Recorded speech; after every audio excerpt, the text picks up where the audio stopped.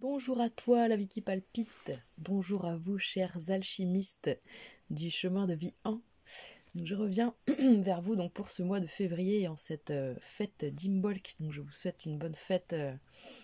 Donc, c'est cette fameuse entrée du soleil dans la constellation du Verseau qui nous dit voilà, que le cœur de l'hiver est enfin là et qu'on va pouvoir voir les jours grandir désormais. Donc, c'est toujours en effet quelque chose de très sympathique à fêter. Donc je vous souhaite une très belle rentrée en Verseau.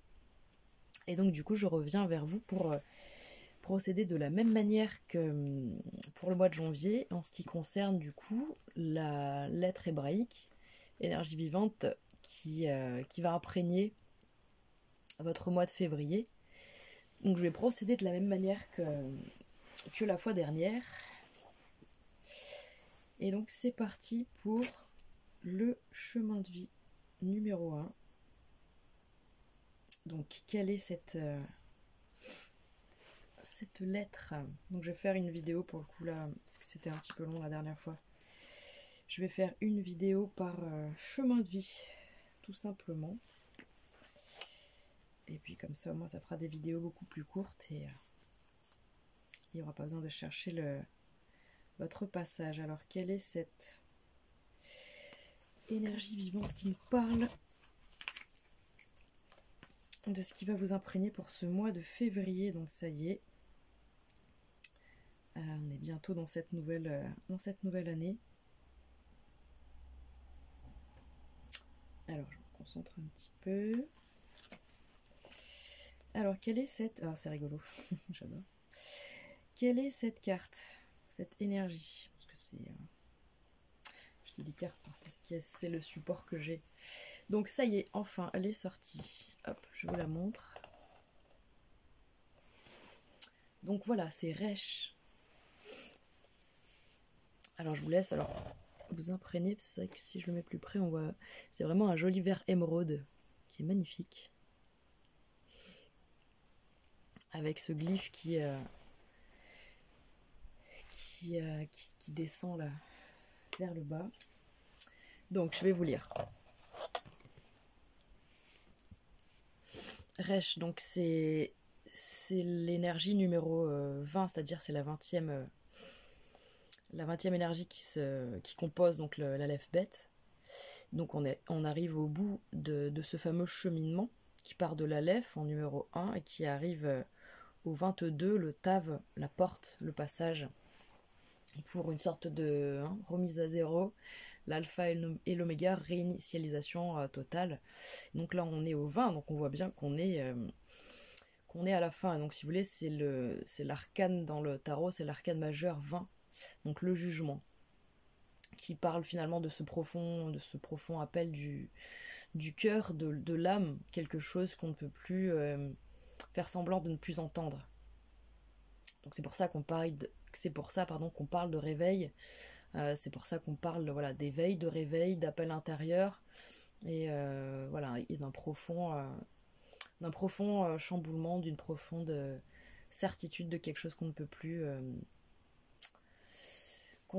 renier, qu'on ne peut plus nier. Alors, donc cette énergie Resh, elle a la valeur 200.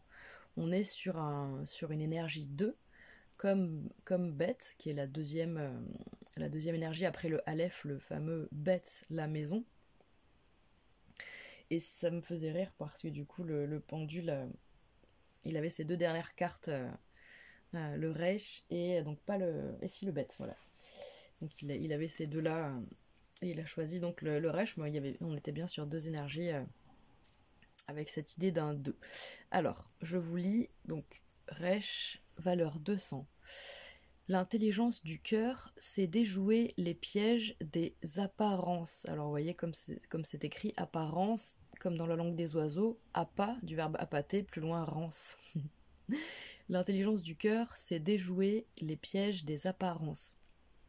Plonger dans le rayonnement émeraude de Resh nous permet de lâcher le mental et les fonctionnements de l'intellect pour laisser s'épanouir notre intuition et entendre les messages de notre être de lumière. Rosh en hébreu signifie la tête. Sa présence pure et simple est une douche vivifiante qui donne une extraordinaire sensation d'allègement. Resh est inestimable pour libérer notre âme des réflexes de l'orgueil, de la possessivité et de l'égoïsme en général. Pour cette humanité morcelée qui a oublié son origine divine, qui a perdu la conscience qu'elle formait un corps unique, le monde est terrifiant, le danger est partout. Rien n'est stable et durable pour le regard qui ne voit plus la lumière éternelle. En réaction à la peur s'est formé l'ego et tout ce qui entretient la séparation, source de souffrance. Nous cherchons vainement à contrôler, maîtriser notre quotidien avec notre personnalité humaine limitée, et notre puissance attise la peur et entretient ce cercle vicieux. Resh nous propose un nouveau regard sur la vie, un vertigineux défi pour guérir de nos réflexes de peur. Elle est l'initiale de l'archange Raphaël, dont le nom signifie « Dieu guérit », qui apparaît dans la Bible pour guérir Tobie de la cécité. Alors, donc c'est intéressant, parce que donc du coup, vous êtes le chemin de vie 1, et j'ai tilté un endroit où il parlait en effet de cette fameuse sphère du mental et de l'ego, et en effet on sait que chemin de vie 1, ce qui est demandé dans le chemin de vie, c'est justement de se servir de cette part égotique, active, décisionnaire, pour véritablement prendre une direction et impulser des choses. Et donc là, ce qui est intéressant, c'est que on nous parle de l'intelligence du cœur qui sait déjouer le piège des apparences. Donc on voit bien qu'on nous dit un petit peu cette idée que bien c'est dans la sphère du cœur qu'on pourra toujours contrer les pièges de l'ego, c'est-à-dire bien les réactions, les actions et les pensées qu'on peut avoir qui sont directement liées plutôt à du mental qu'à du cœur. Donc ces fameuses apparences, donc c'est comme s'il y a une idée d'arriver à faire la part des choses grâce à son cœur pour vous, le chemin de vie 1, dans ce mois de février. Peut-être qu'il y a des choses qui vont venir réactiver directement vos parts. Alors quand on dit égotique, on peut dire reptilienne, on peut dire mental, ce mental un peu primitif qui veut juste nous protéger, nous sécuriser. Donc, plonger dans ce rayonnement émeraude de Resh nous permet de lâcher le mental et les fonctionnements de l'intellect. Donc du coup, c'est comme si peut-être qu'en effet vous allez être... Il y a une idée de plonger avec le glyphe de la lettre, c'est-à-dire de plonger, en effet ils disent plonger dans le rayonnement émeraude, mais plonger dans... peut-être que vous allez être plongé ou plonger dans quelque chose qui va être tellement intense que ça va permettre de faire lâcher le mental et l'intellect. Alors soit quelque chose de entre guillemets vécu positif ou à l'inverse plutôt négatif, mais le but entre grandes guillemets, c'est de pouvoir justement lâcher prise une bonne fois pour qu'il y ait quelque chose qui puisse émaner du cœur. Voilà, pour laisser s'épanouir, comme disent, notre intuition et entendre les messages de notre être de lumière. Donc c'était intéressant qu'on parle de la tête, parce qu'en effet on en revient à cette notion quand même d'ego et de mental. Donc encore une fois, peut-être qu'en effet vous allez être vraiment plongé dans cette sphère-là plus que ce qu'il en faudrait, et que du coup ce fameux déséquilibre qui va être poussé certainement à son paroxysme pour revenir dans le cœur. Il y a une histoire de libération. On nous parle d'orgueil là ici, de orgueil, de possessivité et d'égoïsme en général, et du coup c'est comme si Resh justement arrive pour conscientiser, pour nous aider à conscientiser tout ça, là, chemin de vie 1, et pour aider à cette fameuse libération, parce que justement on n'est pas encore rentré dans cette nouvelle année, et qu'a priori quand le soleil arrivera en poisson, le poisson c'est vraiment le signe de l'âme, de la spiritualité, de la reliance au divin, et pour le coup c'est vraiment relié à énormément de choses émotionnelles, et donc du coup c'est toujours des moments un petit peu où on est relié malgré nous, quoi qu'il en soit, à notre sphère émotionnelle, et ça donne toujours lieu à des purges et il y a des grands nettoyages émotionnels. En gros, ça veut dire qu'on va pleurer. Mais c'est très très bien de pleurer, ou rire d'ailleurs, hein, peu importe, hein, ou transpirer.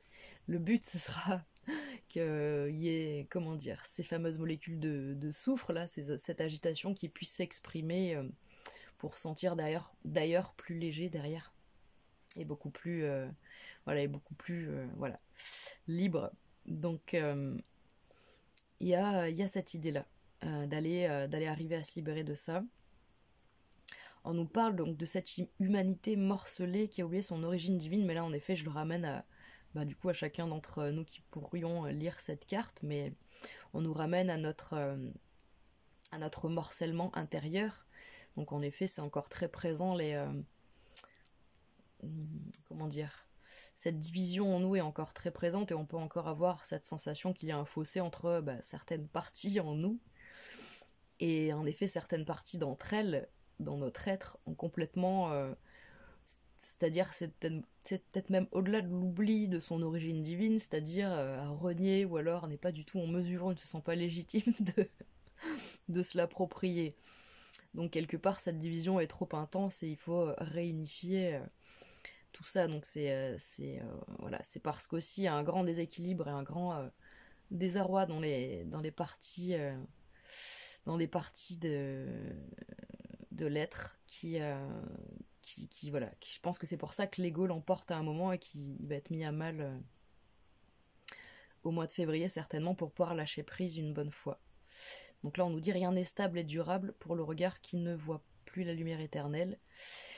Donc en effet là on nous parle pas mal de peur et de quelque part cette idée que bien oui c'est toujours pour nous protéger de ce qui pourra advenir et de toute cette notion de le changement fait peur. Et donc forcément, l'ego lui dresse ce mur, cette forteresse, voilà, pour essayer de protéger au maximum ce qu'il a, le peu qu'il a. Et du coup, on nous dit que voilà, c'est des réactions qui sont certes humaines et compréhensibles, mais qui continuent de limiter notre champ d'action, étant donné que bien voilà, cette fameuse séparation, tout ce qui entretient la séparation est une source de souffrance. Donc voilà, le but c'est d'arriver à faire voler en éclats ces carcans une fois de plus. Resh, c'est assez puissant comme énergie, puisqu'en effet on voit bien cette histoire d'une sorte de quand même de souffrance qui est plutôt au niveau du mental, qui se fait sentir pour vous en ce mois de février de manière globale. Et avec cette notion d'être peut-être coincé dans des cercles vicieux qui soient alors peut-être d'ordre mental, juste dans des pensées, dans des choses qu'on va ressasser, mais peut-être aussi dans de l'ordre du physique et des mauvaises habitudes, et je sais pas, peut-être des compensations d'ordre alimentaire par exemple. Donc du coup gardez à l'esprit que c'est un passage, et que du coup c'est marrant parce qu'on est sur donc pour nous à partir de janvier on compte notre premier mois de l'année, donc en février on est sur le deuxième mois, et c'est vraiment une énergie de 2, donc cette idée de il y a une dualité, il y a quelque chose à l'intérieur qu'il faut arriver à harmoniser, puisque là on le sent bien que qu'il y a des parts à l'intérieur qui sont pas en résonance avec la lumière, puisque du coup il n'y a pas de jugement du tout, mais voilà, c'est cette souffrance, hein, c'est toujours la souffrance qui crée la séparation de toute façon, et on a tous des choses avec lesquelles on lutte encore désespérément. Et puis là, rassurez-vous, mais je sais pas si vous écoutez la vidéo maintenant, on est encore dans cette période où ça fait une bonne semaine déjà je crois, depuis la nouvelle lune, si je dis pas de bêtises, non, depuis la pleine lune, pardon, autour de la pleine lune, il me semble qu'il y a eu le début de cette conjonction Soleil-Pluton. Donc comment dire, voilà, c'est très désagréable pour ceux qui peuvent sentir à des moments, c'est quelque chose d'interne de toute façon. Pluton c'est quelque chose de très profond. Donc c'est très souvent difficilement exprimable, on peut difficilement trouver les mots pour j'ai les mots indicibles, et et inexprimables qui me viennent, donc peut-être que voilà, et que du coup bien c'est tellement profond et viscéral que quelque part l'ego lui a besoin de comprendre, donc il se réfugie dans ces fameux mécanismes, voilà, de protection, de défense, de séparation et de compensation. Donc voilà, là le défi, comme vous dirais, c'est un nouveau regard sur la vie et comme ils disent, un vertigineux défi pour guérir de nos réflexes de peur. Donc certainement qu'il y aura, comme ils disent, un défi, peut-être quelque chose qui va vous mettre sur la piste, que ce sera le moment d'arriver à fournir une sorte d'effort pour arriver à renverser un petit peu la vapeur. Parce qu'on a tous le droit d'être vraiment dans des... voilà, dans des moments comme ça, enfin voilà, hein, moi la première, quand on a un mental en plus en suractivité, voilà, quand c'est dans notre charte de toute façon d'avoir un signe d'air, bien c'est comme ça, il faut faire avec. Mais voilà, là on nous dit qu'il y a une guérison qui s'entame. Et on vous rappelle donc aussi donc, que ce fameux Reich, il est l'initiale de du prénom de l'archange Raphaël, qui signifie donc Dieu guérit. Donc Dieu guérit, et donc ça nous dit qui guérit Toby de la cécité. En fait, ça me fait penser à quelque chose qu'on voudrait plus ou moins pas voir, ou qu'on a essayé de cacher de sa vue. Il y a un truc avec la vue, quelque chose que quelque part on se refusait à voir et qui justement vient peut-être vraiment être mis en lumière pour, euh, pour qu'on le voit ici. Et peut-être que c'est ça qui va aider à... Voilà, peut-être que ça sera tellement désagréable que ça va mettre le... Ça va être la goutte d'eau, certainement, cette fameuse goutte d'eau, et ensuite, du coup, si on sait très bien quand il y a une goutte d'eau, eh bien, tout explose, et à partir de là, on se libère, et à partir de là, on guérit. Donc, Raphaël, après, si jamais ça vous parle, vous pouvez vous relier avec cette énergie, si jamais c'est voilà, si c'est dans un domaine qui vous parle ou pas. Après, c'est pas... Mais c'est toujours intéressant. Donc, ouais, Reich pour ce mois de février. Et écoutez, eh bien, j'espère que malgré tout, parce que c'est vrai que du coup, c'est toujours malgré tout, c'est toujours intéressant ce fameux jugement, cet arcane du jugement, puisque on est quand même sur quelque chose qui parle de la fin d'un processus, comme je disais au tout début de la vidéo.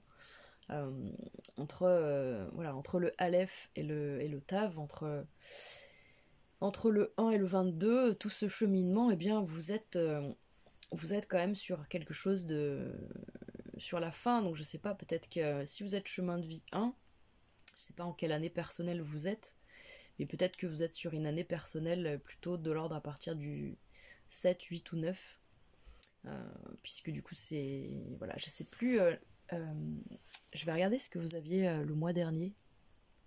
Eh oui, je me rappelais plus, du coup j'ai repris la feuille, mais chemin de vie 1, vous aviez eu la lettre tête, et donc c'était cette fameuse énergie donc de l'ermite, vous savez, du serpent dans la grotte. Oh là là, en plus, oh excellent.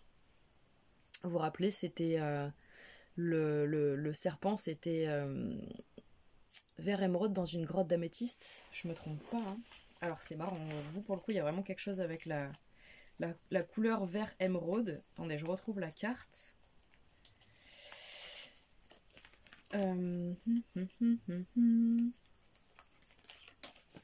Voilà, oui, exactement. Ah, je vous la mets à côté pour le coup. Non mais c'est fort, hein. Il y a vraiment quelque chose avec le vert. Donc le vert c'est vraiment la couleur du cœur, hein. La couleur de l'espoir aussi, la couleur de la nature, de la terre, c'est pas pour rien. Je pense qu'elle se manifeste 2 fois. Et vous voyez, à chaque fois, on a vraiment ce point central là, hein, cette petite grotte. Et c'est marrant parce que du coup, vous voyez le glyphe dans ce sens, et là, il est dans l'autre sens. Là, il y a une remontée du serpent, et là, il y a une descente. Donc, peut-être que sur le mois de janvier, en effet, vous aviez cette notion de retour à l'intérieur pour aller revisiter un petit peu des expériences passées. Ah oui, en plus, ça a du sens, puisque